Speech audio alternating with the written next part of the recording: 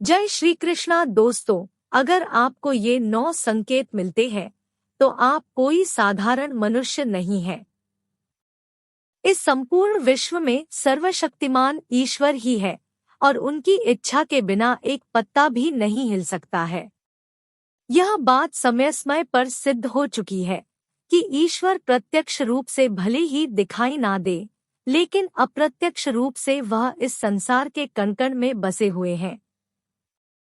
यह बात भी सत्य है कि हम में से कुछ लोग बहुत भाग्यशाली होते हैं क्योंकि उन पर ईश्वर की विशेष कृपा होती है और कुछ ऐसी शक्तियां उनके आसपास हमेशा विद्यमान होती है जो हर समय उन्हें सही मार्ग दिखाती है और हर मुश्किल में उनकी सहायता करती है। यही नहीं, यह ईश्वरीय शक्तियां कुछ ऐसे व्यक्तियों को चुनती हैं जो खुद भी सही मार्ग पर चले और दूसरे लोगों का भी सही मार्गदर्शन कर सके तथा उनकी सहायता कर सके। लेकिन हमें कैसे पता चल सकता है कि किन व्यक्तियों के पास अलौकिक शक्ति है या कौन से व्यक्तियों पर ईश्वर की कृपा है? तो आपको बता दें कि हमारे प्राचीन ग्रंथों में कुछ ऐसे संकेतों के बारे में बताया गया है जिनसे हम यह समझ सकते हैं कि किन व्यक्तियों पर ईश्वर की कृपा तथा अलौकिक शक्तियां हैं। तो चलिए जान लेते हैं उन संकेतों के बारे में। पहला संकेत, जिन व्यक्तियों के अंदर काम, क्रोध, ईर्ष्या, मोह माया, लोभ तथा अहंकार जैसी भावनाएं नहीं होती, उन व्यक्तियों पर ईश्वर की विशेष कृपा होती है। ऐसे व्यक्ति व्यभिचार नहीं करते, उन्हें क्रोध नहीं आता या अपने क्रोध पर काबू रखना आता है। ऐसे व्यक्ति अपने मुख से कभी गाली गलौज नहीं करते। ऐसे व्यक्ति अपने मन में ईर्ष्या की भावना न रखकर दया और प्रेम की भावना से दूसरों से पेश आते हैं। ऐसे व्यक्ति संतोष वृत्ति के होते हैं, यानी कि उसे किसी भी वस्तु का अत्यधिक लालच नहीं होता है। उसे जितना प्राप्त होता है उसमें वह स्वयं को संतुष्ट मानते हैं।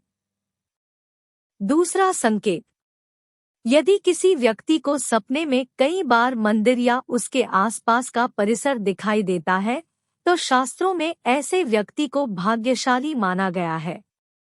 जिन व्यक्तियों को अपने सपने में ईश्वर का बार बार साक्षात्कार होता है, उन्हीं व्यक्तियों के साथ ईश्वरीय शक्तियां जुड़ी होती है।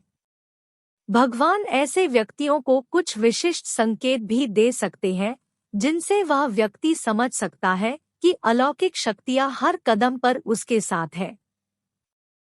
तीसरा संकेत, जो व्यक्ति अपने दैनिक कार्य से बचा हुआ समय ईश्वर की भक्ति, आराधना और नामस्मरण में व्यतीत करता है और ईश्वर को सत्य मानते हुए उनकी अनुभूति करने में समर्थ होता है, वास्तव में उस व्यक्ति के आसपास एक ईश्वरीय शक्तियों का पवित्र घेरा होता है जिसके कारण उसे ईश्वर का आभास होता रहता है। चौथा संकेत, जो व्यक्ति समाज के प्रति अपना दायित्व समझते हुए सद्कार्य और पुण्य के काम करते हैं तथा मुसीबत में फंसे लोगों व गरीब और लाचार व्यक्तियों की यथासंभव सहायता करते हैं।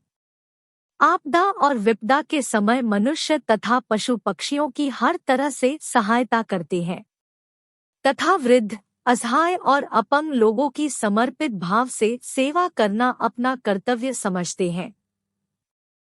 ऐसे व्यक्ति वास्तव में समाज के लिए उदाहरण सिद्ध होते हैं। लेकिन आपको यह बता दें कि हर कोई व्यक्ति यह काम नहीं करता है।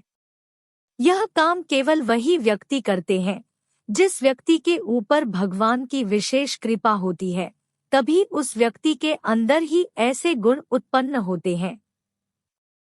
ऐसे व्यक्ति अंत में मोक्ष प्राप्त कर लेते हैं। पांचवा संकेत, ईश्वरीय कृपा प्राप्त व्यक्तियों में एक अनोखी शक्ति भी होती है और वह शक्ति है पूर्वाभास। पूर्वाभास यानी कि भविष्य में होने वाली कुछ विशेष घटनाओं का पहले ही आभास हो जाना। अगर आपको भी भविष्य में होने वाली कोई दुर्घटना या कोई अच्छी घटना के बारे में पहले ही अंदाजा लग जाता है तो आपके ऊपर भगवान की विशेष कृपा है। छठवां संकेत, कुछ लोगों को हमेशा अपने आसपास एक विशिष्ट प्रकार की सुगंध का अनुभव होता है।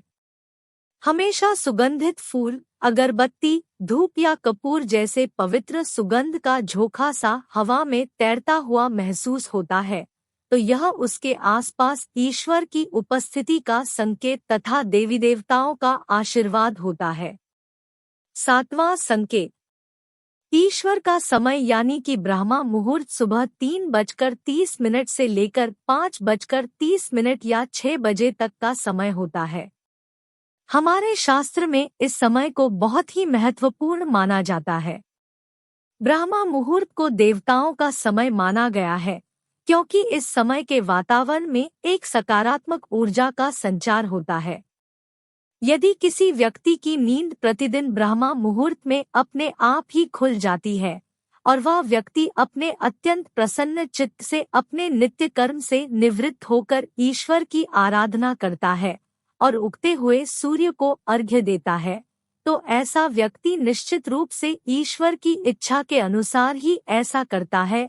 उसे ऐसा करने के लिए ईश्वरीय शक्तियां प्रवृत्त करती है, यानी कि ऐसे व्यक्ति पर भगवान की कृपा बनी हुई है।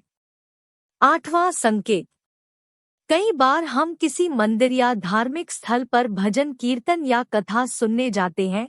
कितने भी सुंदर भजन हो या कितनी भी अच्छी कथा हो, बीच बीच में हमारा ध्यान भटक जाता है और हम कभी अपने घर के विषय में, कभी अपनी किसी समस्या पर या फिर अपने आसपास बैठे लोगों का विचार करने लगते हैं। लेकिन कुछ लोग ऐसे होते हैं जो भजन कीर्तन या कथा सुनने में इतने लीन हो जाते हैं कि उन्हें किसी बात का होश नहीं रह जाता। उन्हें बस अपने आसपास पवित्रता का एहसास होता है और बहुत ही शुभ ध्वनियां सुनाई देती है। तो ऐसे व्यक्ति का साथ निश्चित ही अलौकिक शक्तियां दे रही है।